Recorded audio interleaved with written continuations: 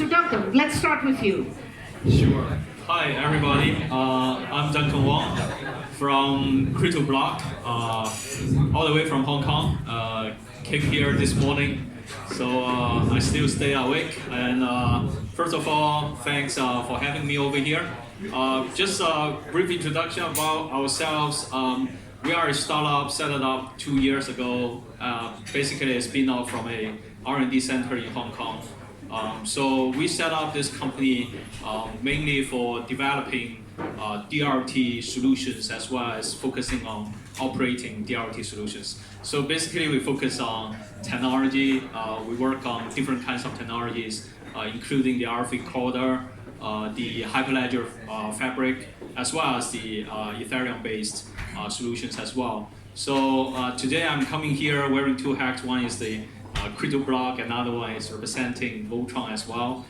So we are the developer, we are basically the development team under this Voltron platform, which is a letter of credit based trade finance system. And currently we are supporting the entire software development together with R3. And also we are helping out on running this system, going through all the pilots, and hopefully by the end of this year, we try to go production. Yeah. Excellent. Tom. Okay, my name is Toon Leitens. I'm the CTO of ComGo. We are a financial services company in Geneva that are building a commodity trade finance network. We have gone live in December, and that was just after being incorporated in August, which was an amazing journey. IG is one of the investors, one of the 15 investors and shareholders in ComGo, and we hope to make a huge impact by bringing our financial services. So thank you. Rob. Hi, I'm Rob Barnes. I'm the CEO of TradeIX, and we are the principal founder, together with R3, of the Marco Polo network. Our total focus is on the network itself. It is based on Quarter and is an open account trading network which incorporates large corporate supply chains in the interaction of commercial documents, purchase orders, invoices, ASNs, etc. And then layering in financial services of our member banks. We have approximately 25 banks inside the consortium right now, which is rapidly growing. And what's more impressive to us is the number of large corporates that are actually joining Marco Polo as we speak. Great, well thanks so much. So let me now start with the question that I'm always getting, because as IG we work with all three of you, and people are asking me, why do you work with all three? Are they not in some shape or form competitors of each other? So what is your view on that?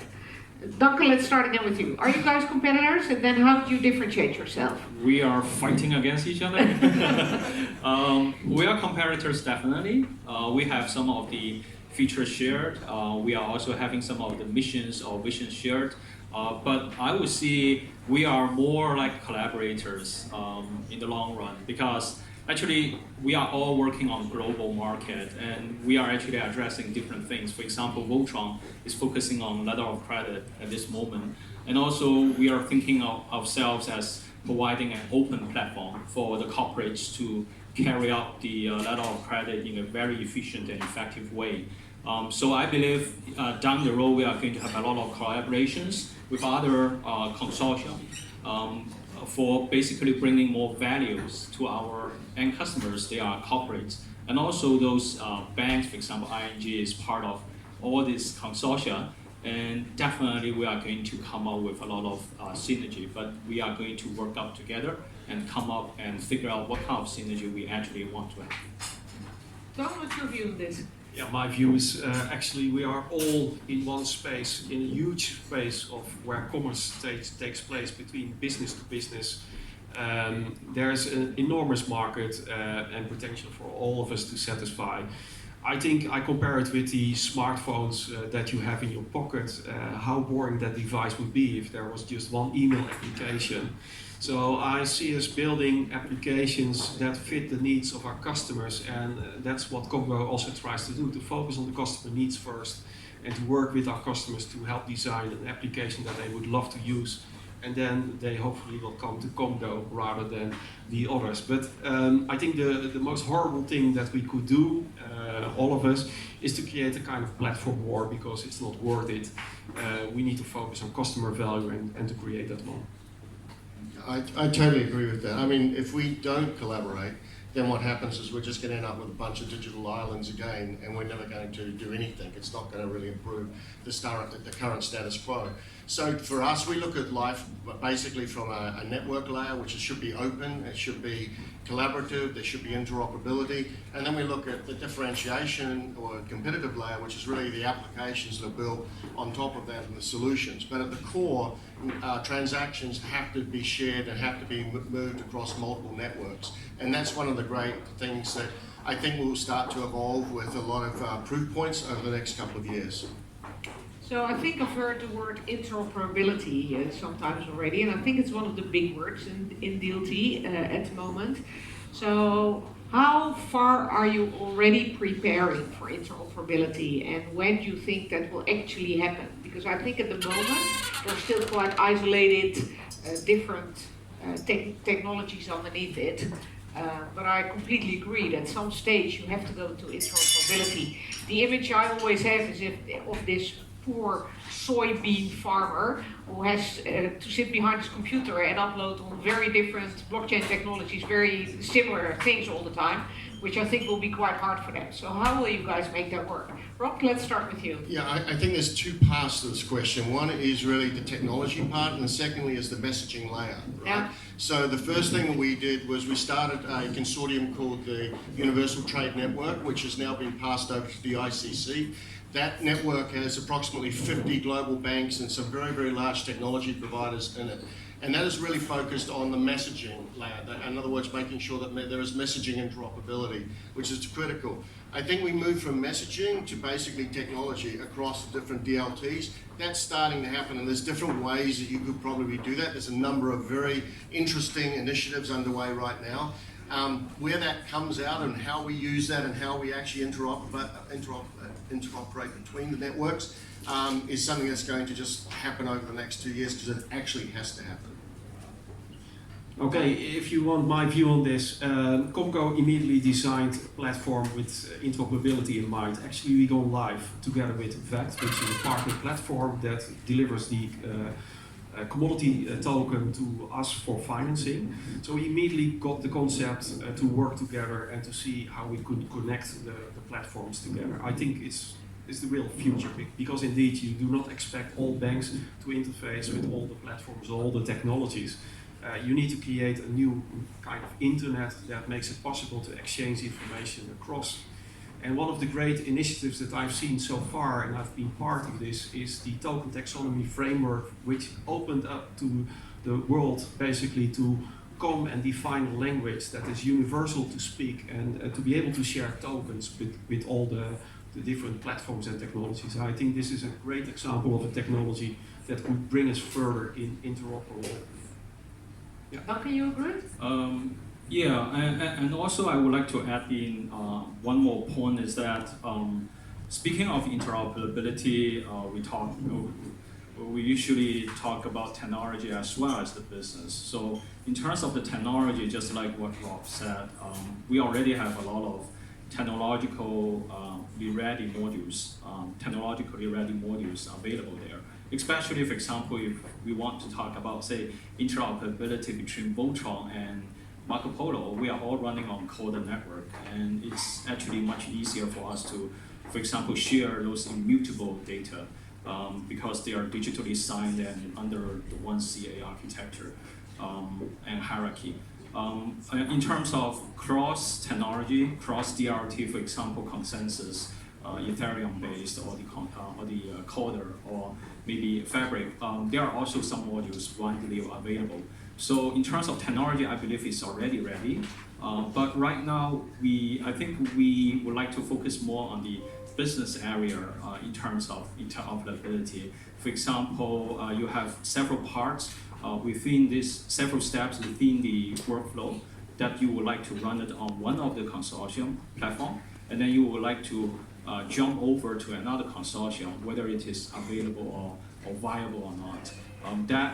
That thing that I would like to have more discussion with all other consortia folks and to see maybe down the road in the coming like 24 months or 36 months, whether we can have something which is really viable and really promising that we can present to all the folks. Maybe next time you can talk about this.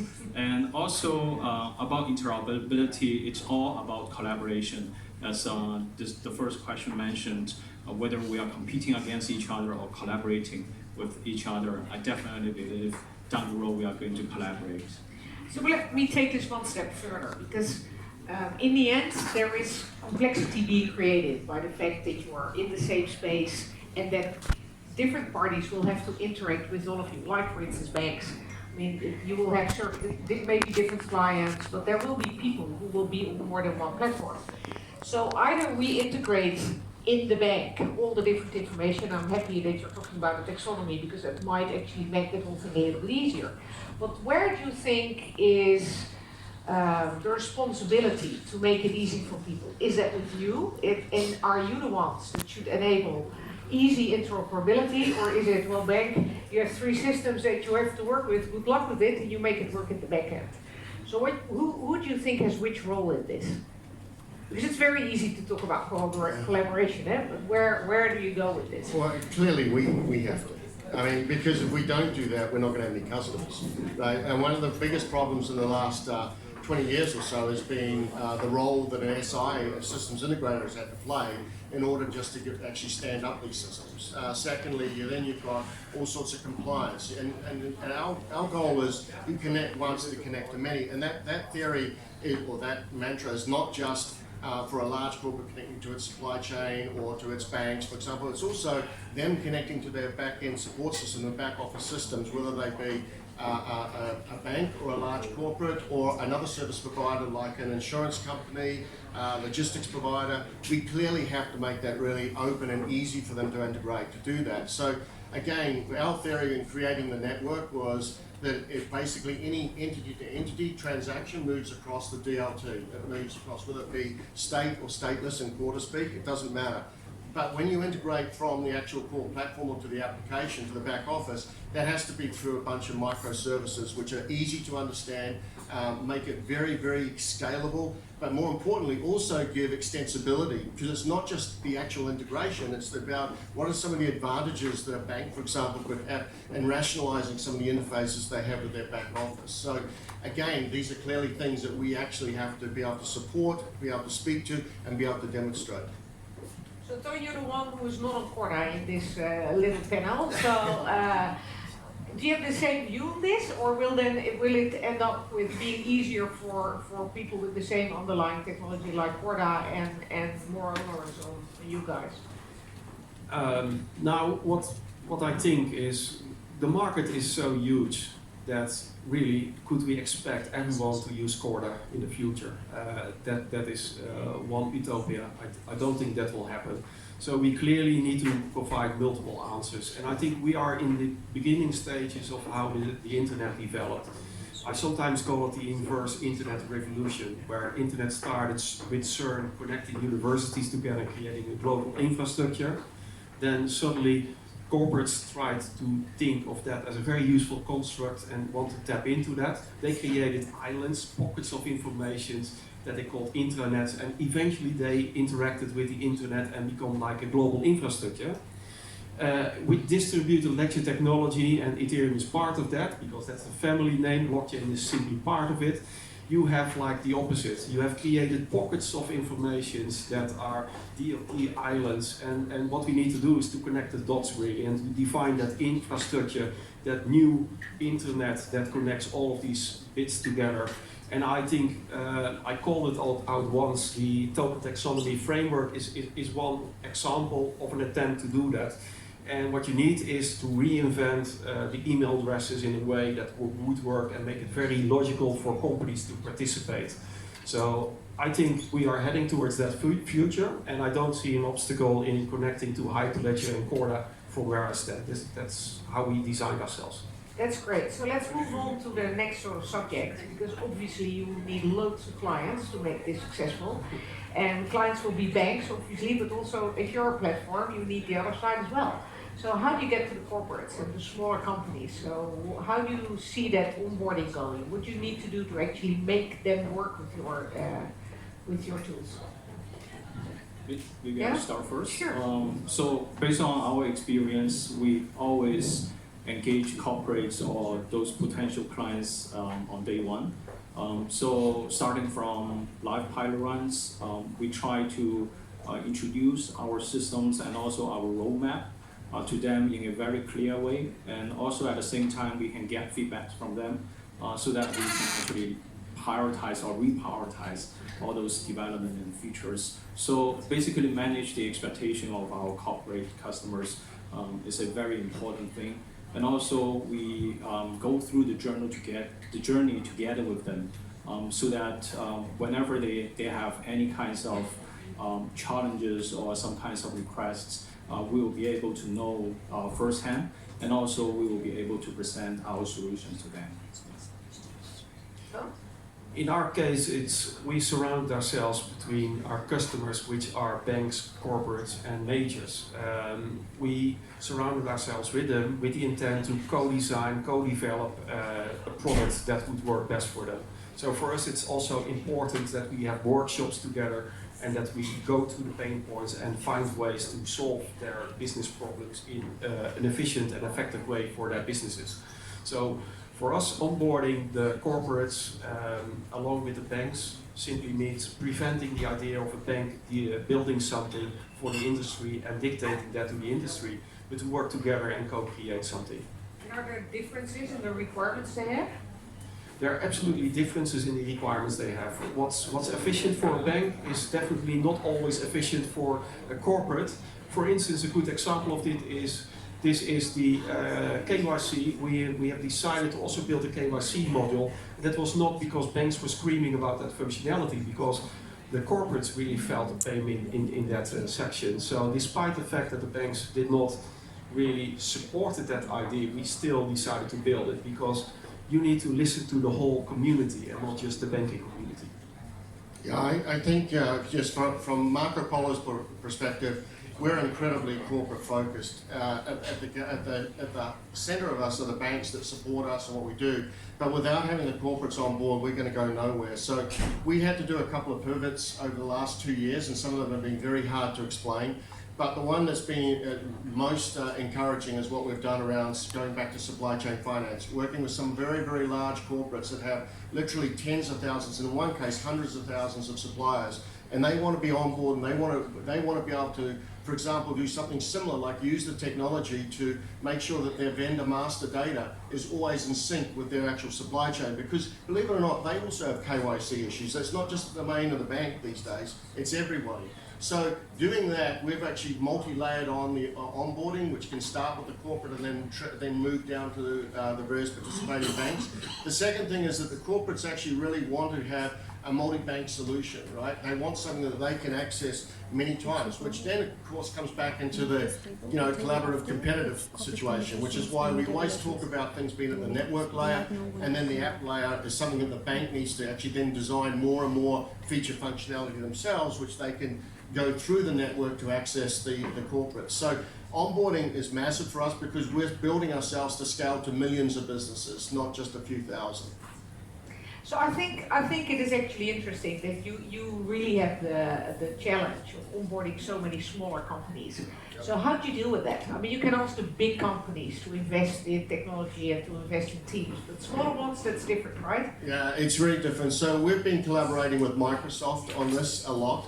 So we've been using, one of the things we don't want to do is share information in the clear. So we've been working with token invites, etc., which basically invoke a node, which is the client, a small supplier that's doing maybe 4 or 5 invoices with somebody like Daimler would never even know they have, right? But by building the technology into very simple to use user experience for those suppliers and being able to scale that from the very smallest to the very largest client is really important. I can give you a really good example. One of the very largest corporates, huge corporate, turned around to us and said, look, we're maintaining EDI links and old ways with our direct material suppliers, because we have to do this, because there's no way that we're going to share this information in a destination platform where somebody else has access to our competitive information, like purchasing cycles, pricing, etc. But we don't like doing this because it costs us a fortune to maintain it. We came along and said, well, what if we could go from the very smallest supplier to the very biggest supplier and have an infrastructure and network that will support that?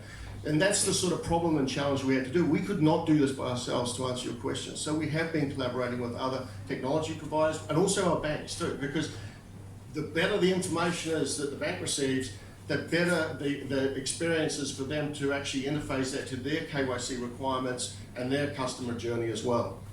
So we've been talking about interoperability between blockchain platforms, but obviously there's some other really cool new technology out there. The Internet of Things is really starting to happen. You have AI coming up. So how do you see the future of everything that you're doing in connection, for instance, with those kind of technologies? Duncan? Yeah. So in terms of the DRT technology development in the future, there will be a lot of interaction with some other technologies. But first of all, I would like to focus a little bit on the DRT technology itself.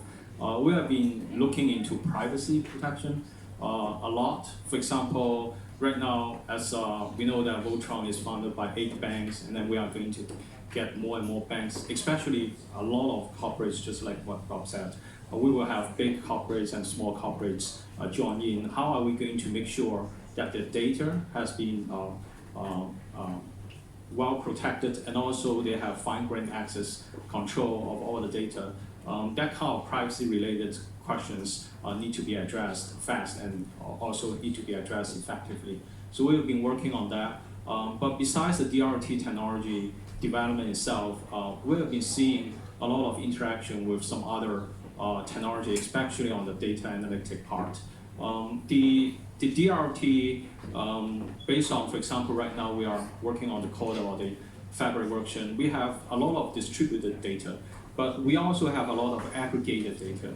How are we going to provide some kinds of statistical information or some kinds of insight without leaking data to some other third party, or whether we can protect the information against metadata analytic, that kind of security related or data analytic part, that's also something that we are actually looking into. John? Yeah, I see Internet of Things as a great addition to our technology space. So what you see, for instance, is Internet of Things is getting really big in the industrial stage to help measure and confirm data.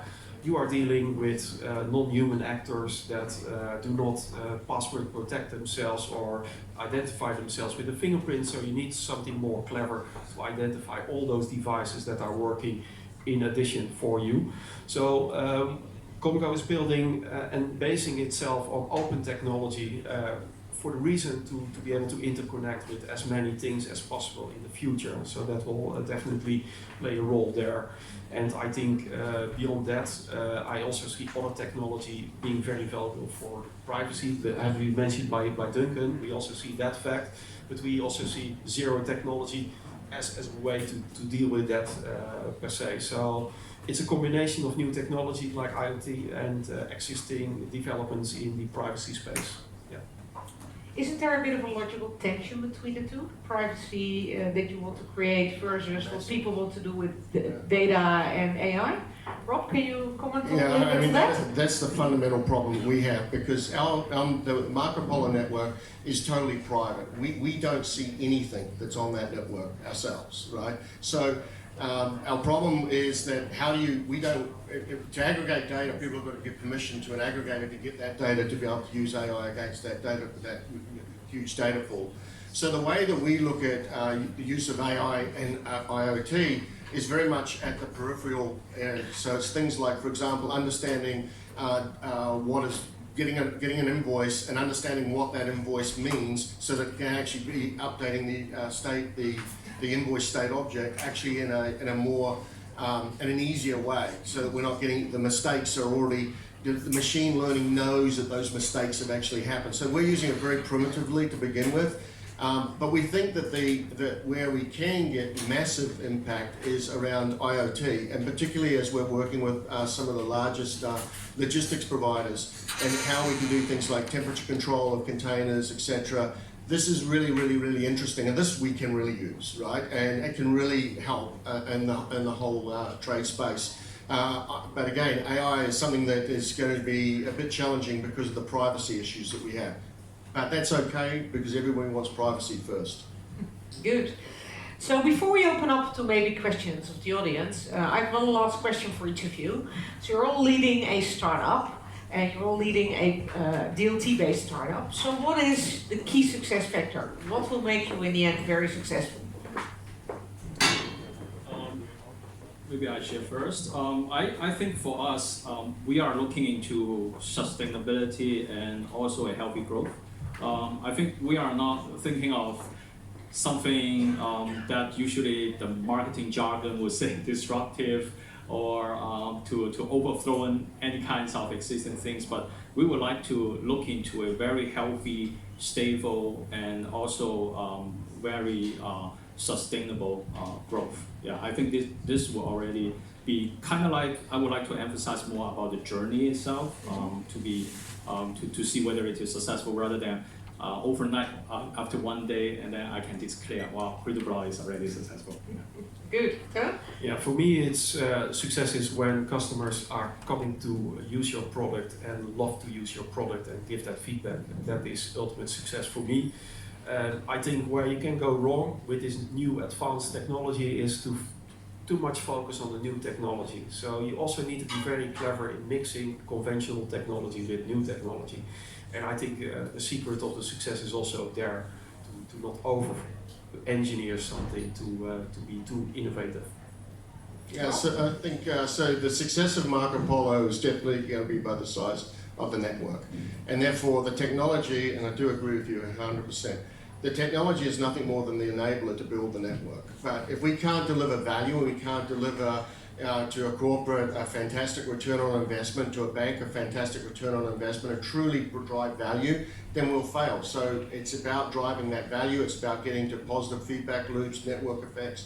These are buzzwords, but they actually mean something in platform economics. And really, the only difference between what we're trying to do and, say, a Facebook or that is that we're very distributed, and it is business to business, and it's highly private. So, but the economics of how a platform works, right, and understanding that you have your subsidy side, your money side, that you have extra value adders that come in and create more value to the network, and the size of the network exponentially grows based on the value that is actually placed through the network. So that's the way we look at it. We very much go back to platform economics, just the theory around that, and then apply it to a distributed network. Excellent. So let's see if there's questions in the audience. We have a couple of minutes left. Hamza.